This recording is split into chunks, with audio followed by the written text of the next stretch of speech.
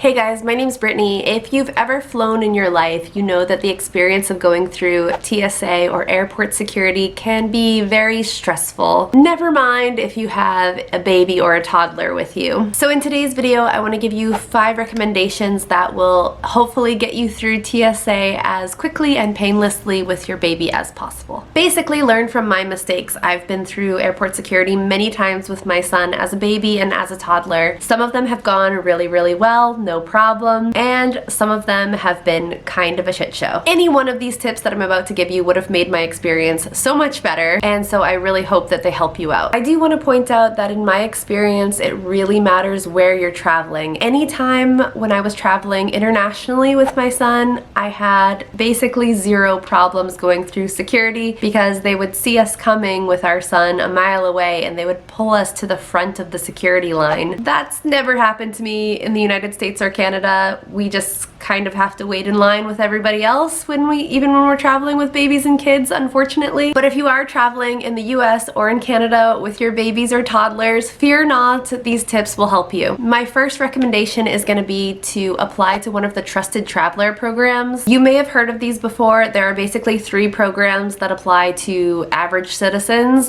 TSA PreCheck, Nexus, and Global Entry. I won't bore you with all of the details of all of the different programs here in this video. I can make a video specifically on the Trusted Traveler programs. If that's interesting to you, let me know in the comments. Basically, all 3 of these programs get you what families get in other countries for free, which is moved to the front of the security line and a few extra benefits, like you don't have to take your shoes and jacket off. This can be huge when you're traveling with a baby or toddler. The TSA PreCheck website boasts that it'll only take you about 5 minutes usually to get through security lines with this service. But a real quick snapshot, these are the prices of what these programs will cost you right now. Most US citizens will go for TSA PreCheck. Canadians can apply for Nexus, but there's a really long wait right now, and a lot of people, a lot of different countries are eligible to apply for Global Entry, and that's a bit more expensive. So essentially what you do is you apply online. I'll put a link down below. You wait for your appointment, you go to your appointment in person, answer some questions. If you're approved, you're part of this program and it's good for 5 years. Your baby or toddler doesn't need to apply for the program. They can just join you under your TSA PreCheck or Nexus or Global Entry. So obviously, if you're in one of these programs, going through TSA will basically be a breeze. But if you're not able to get into one of these programs, or you're not able to get into one of these programs fast enough, I have a few more tips for you. If this video is helping you out so far, please remember to hit the like button down below. This actually does help me out. It lets me know whether these videos are actually useful for you or not, and whether or not I should make a different kind of content. The second thing I'd recommend you check out is called the TSA Cares program. This program was designed for people who need special assistance getting through TSA, people with medical needs, and also can be used especially for parents who are traveling alone with small children. What'll happen is when you're getting ready to go through security, you'll let the TSA agent there know that you've signed up for the TSA Cares program, and they'll bring you your own special agent to whisk you to the front of the line and assist you, help you getting through security to make the whole thing go a lot more smoothly. Apparently, when this goes well, it is amazing. It has helped a lot of people, especially people traveling with kids who have disabilities. You can sign up for this program by either calling this number here, or there is a form, an online form. I will link it down below. So you may or may not know that when you're traveling with babies or toddlers, you don't need to adhere to the normal liquid rules. It's not really clear, but you can bring liquids over 100 milliliters with you, as long as they're for the baby. So to make your security line experience go a little bit more smoothly, as soon as it's your turn, let the security person know that you have liquids for your baby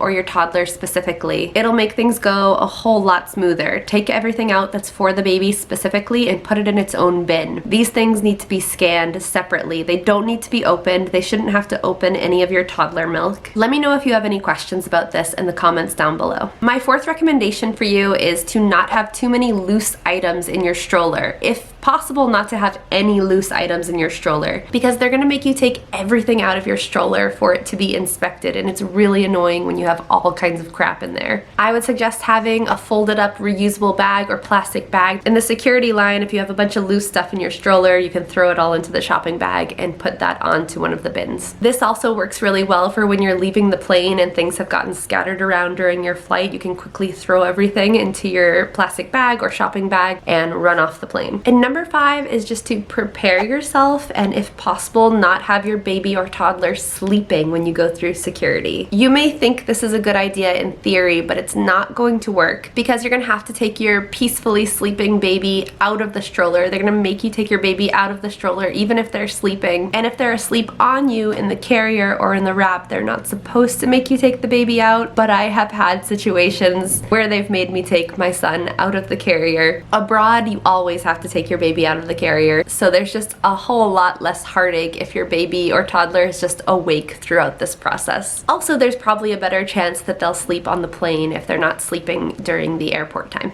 In general, even though it's really hard, try your best to stay calm, stay positive, take deep breaths, and fake it till you make it. You got this. Happy traveling, and I will see you in my next video.